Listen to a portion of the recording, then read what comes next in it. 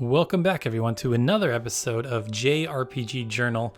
And this is the second to last game of my Korea games that I constantly talk about that I kind of got me back into games. I'm going to talk about Wild Arms 1 today for the PS1, even though I played it on the PSP.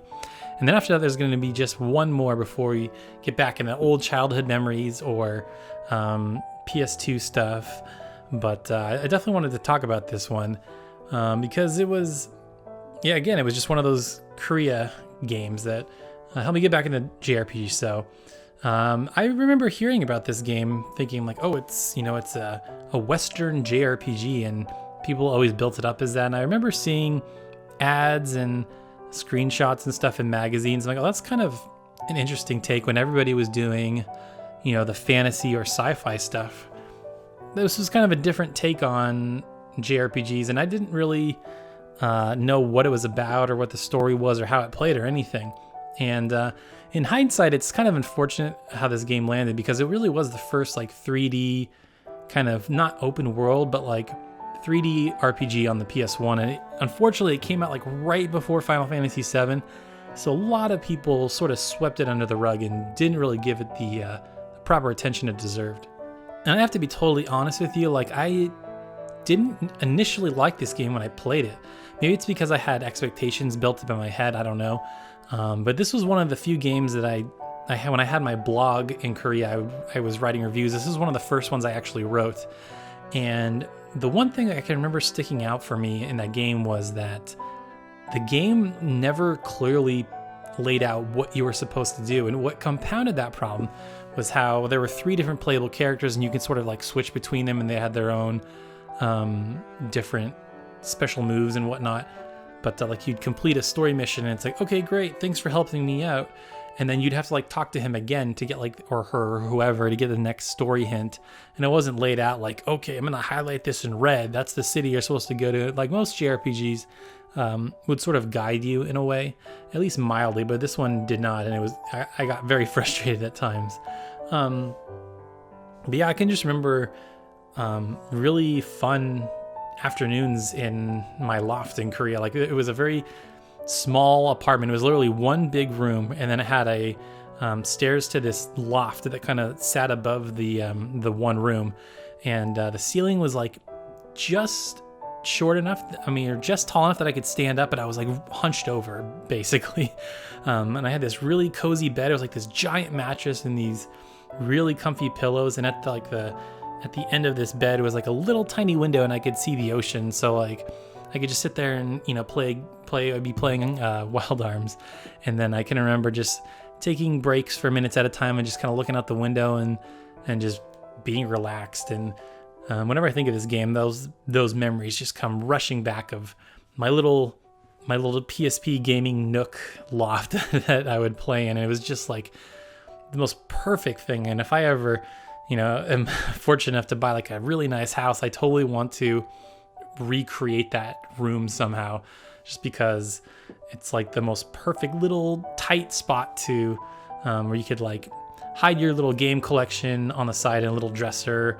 And I don't know, I'm going way off track here, but yeah, Wild Arms was I love the mechanics that it had going on in that game, with how each character had something. One guy had a little hook that you could shoot and you would jump across, and then one person, I believe, had bombs or could run fast or something like that. So the environmental puzzles were really, really cool. And that was, to me, probably my favorite part of the game, were the environmental puzzles, just because, it would ramp up slow, and then as the game went on, it got really creative. And there was some really neat stuff by the end of the game. And yeah, I can remember the story being semi-interesting. I think the main guy, or one of the main guys' name is Rudy or Ruby or something. He's the blue hair guy with the red shirt. It's been a long time since I played this game, so I can't recall all the characters. And then there's I believe Jack is his name. He's sort of the Han Solo-ish type of character, and he was a fun one. I remember he stood out amongst all the other ones. But the other thing about the game, in reflection, and even when I played this, I can remember when you boot up the game, it's got a very Western opening. It's got that whistle and it makes you think of a Western, but then when you play the game, it's totally not a Western. At least when I played it, I felt like it wasn't a Western. It was like people dressed up to be in a Western, but then you're like in a castle town. So I always thought the environments, the whole thing was just a really weird juxtaposition. Like nothing matched or really meshed well in the game. And but then again, you gotta give them props because it's a it was the early days of 3D RPGs, and they were probably just sort of figuring out how to do stuff and just getting their feet wet. But far and beyond, I think most people would agree that like this game has an incredible soundtrack.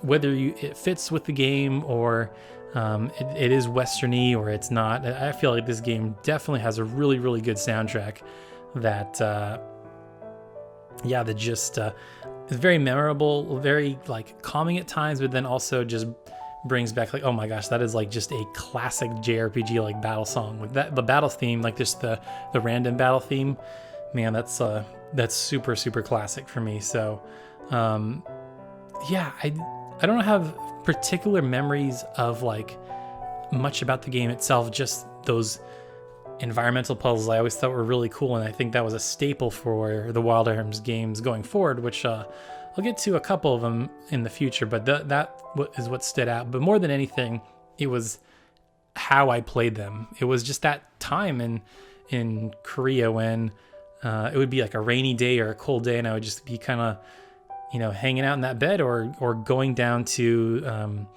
there was this really fun Mexican restaurant. It was like the only Mexican restaurant in my town, and I think they liked the foreigners coming there for some reason. I don't know, but it was the one place that had a consistent Wi-Fi connection too. I can remember, so I would like bring my laptop down and kind of read Twitter and go on Facebook and be talking to friends, and then at the same time I'd be playing Wild Arms on the side and eating my tacos or whatever they would consider authentic Mexican food. But yeah, it was just this absolutely like gorgeous spot right on the beach, man,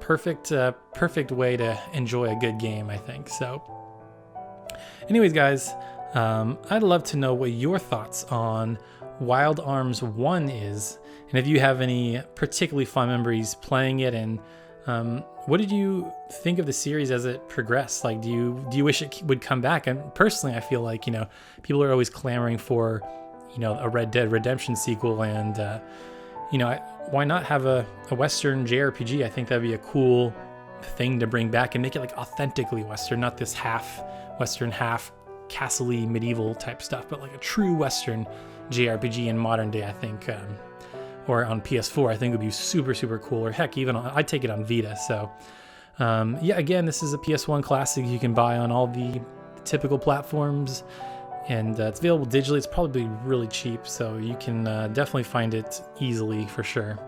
So anyways, guys, hope you enjoyed that, and hope you continue to enjoy these episodes. In case you didn't know, I've put these all in a playlist, so you can definitely, if you want to just marathon them all, or there's some ones that you've missed in the past, definitely go check out the playlist. I'll leave it in the description below so you can go watch and enjoy them all. Have a nice little fun marathon session. So anyways, guys, thanks again for listening, and I'll see you next time.